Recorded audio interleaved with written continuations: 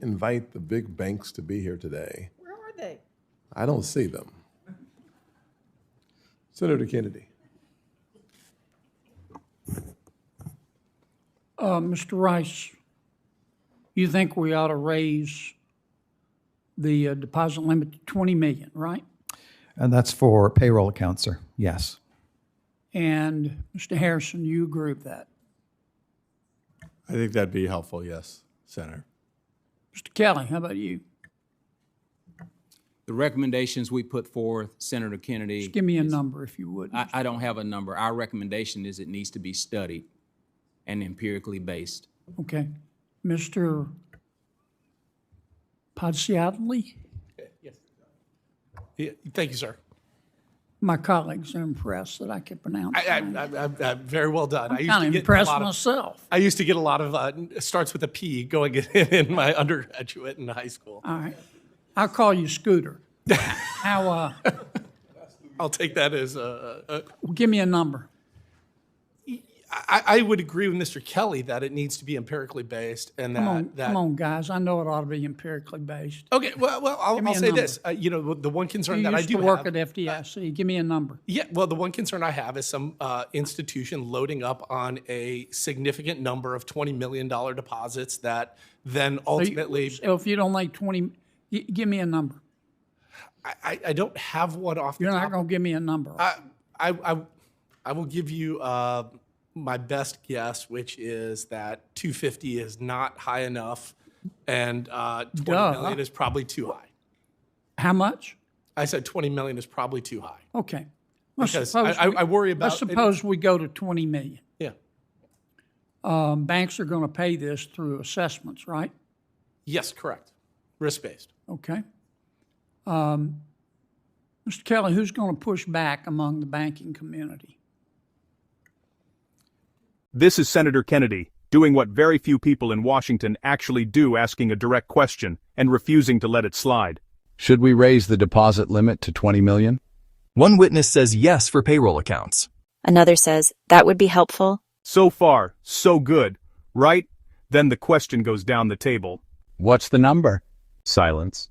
Well, it needs to be studied. It should be empirically based. We need more data. And that's when Senator Kennedy does what everyone at home is thinking. Come on, guys. I know it ought to be empirically based, but I used to work at the FDIC. Give me a number. No one wants to. Essentially, someone admits it.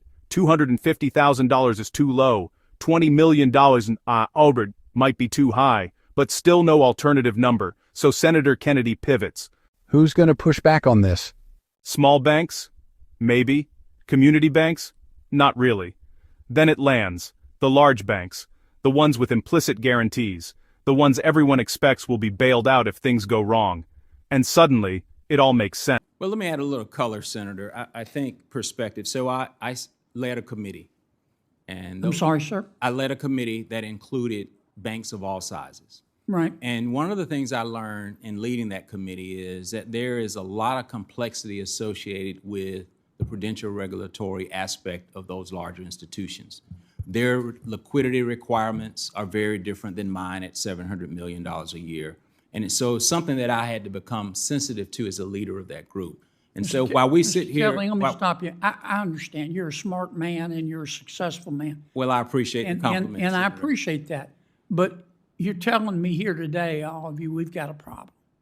And Correct. we're not going to, this isn't directed toward you, sir, but we're not going to solve this problem by pondering our navels. We're going to have to come up with a number and index it to inflation.